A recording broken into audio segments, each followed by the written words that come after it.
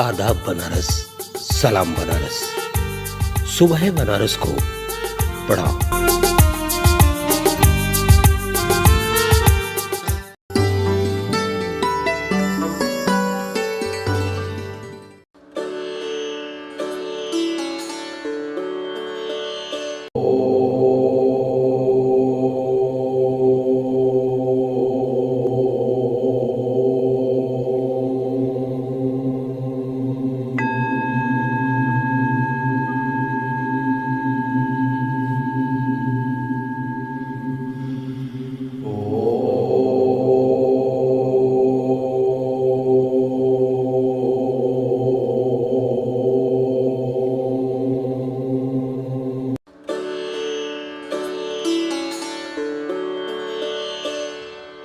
जिंदगी से बड़ी सजा ही नहीं, और क्या जुर्म है पता ही नहीं। सुधीजनों, जीवन और मृत्यु के बीच अनंत संभावनाएं तथा रहस्य छिपे हुए हैं। हम जब दुनिया में नहीं थे, यह ब्रह्मांड तब भी था, और जब चले जाएंगे तब भी रहेगा। यह आत्मबोध जीवन जीने का प्रथम सोपान है।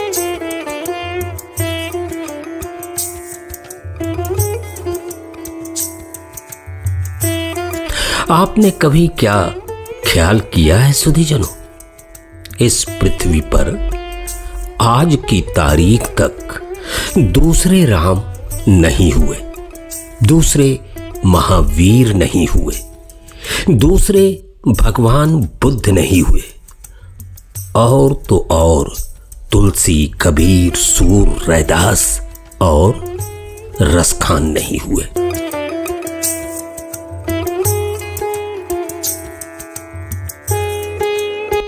इसका अर्थ हुआ सुधीजनों कि पूरी की पूरी सृष्टि डुप्लीकेट में भरोसा नहीं करती। आपका दूसरा कार्बन कॉपी पूरी दुनिया में नहीं है। आप अपने पे गर्व करना सीखिए और उस परम पिता परमेश्वर पर भरोसा कीजिए। उसने आपकी कार्बन कॉपी पूरी दुनिया में नहीं बनाई है। आप अद्भुत हैं, बेमिसाल हैं, लाजवाब हैं।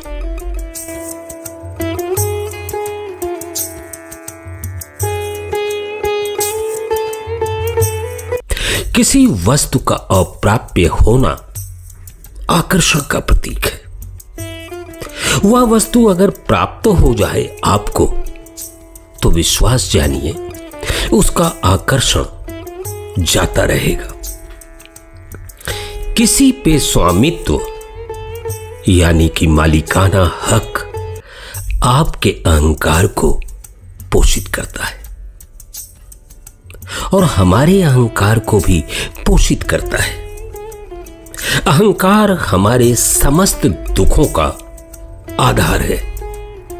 तभी तो कृष्ण कुरुक्षेत्र के मैदान में अर्जुन से कहते हैं, हे अर्जुन, तू जय में, पराजय में, लाभ में, हानि में, सब में समान दृष्टिकोण का हो जा, क्योंकि तेरे कर्ता होने का भाव ही तेरे समस्त दुखों का कारण है।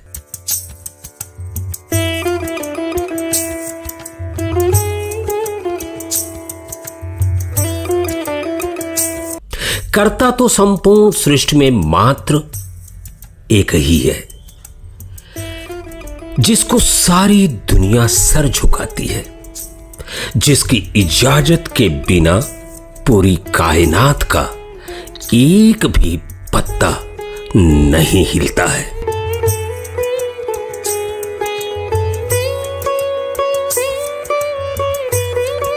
विधाता ने हमें साधनों के उपभोग का अधिकार दिया है। संपूर्ण सृष्टि की सारी चीजें हमारे उपभोग के अधिकार में आती हैं।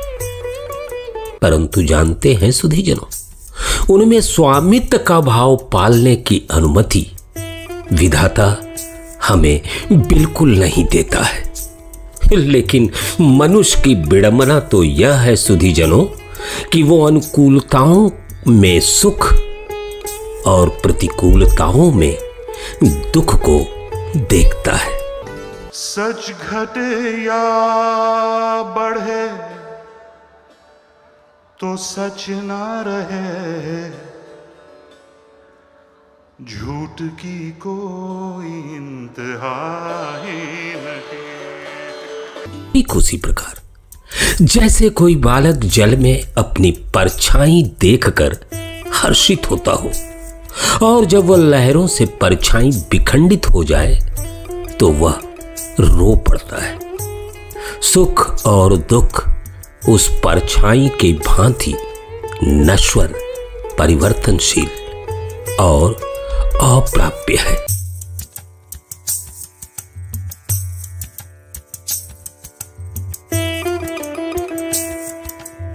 बुद्ध कहते हैं कि सब दुखों की जड़ तृष्णा है। देखा जाए तो यह तृष्णा वस्तुओं की नहीं, स्वामित्व की है। ठीक उसी प्रकार जैसे हम सूर्य की सुबह के समय आशा का संचार करते हैं अपने मन में, और वही सूर्य जब सूर्य अस्त हो जाता है तो हमारे मन में उचाट तथा बोझिलता का भाव अंदर तक हमें भर देता है। जैसे ही हम अपने अंतर मन में जान लेते हैं कि यह सब जो सृष्टि के अंतर्गत दिखाई दे रहा है यह हमारी स्थायी संपत्ति नहीं है, उसी वक्त सुधीजनों हमारा दृष्टिकोण बदल जाता है। तब हम समस्त चित्त वृत्त के साथ संसार को एक संगीत की भांति अनुभव करते हैं, जो सुनने के लिए है, थिरकने के लिए है, किंतु किसी बंधन में बंधने के लिए तो बिल्कुल ही नहीं है। चाहे सोने के फ्रेम में जड़ दो, आईना झूठ बोलता ही नहीं।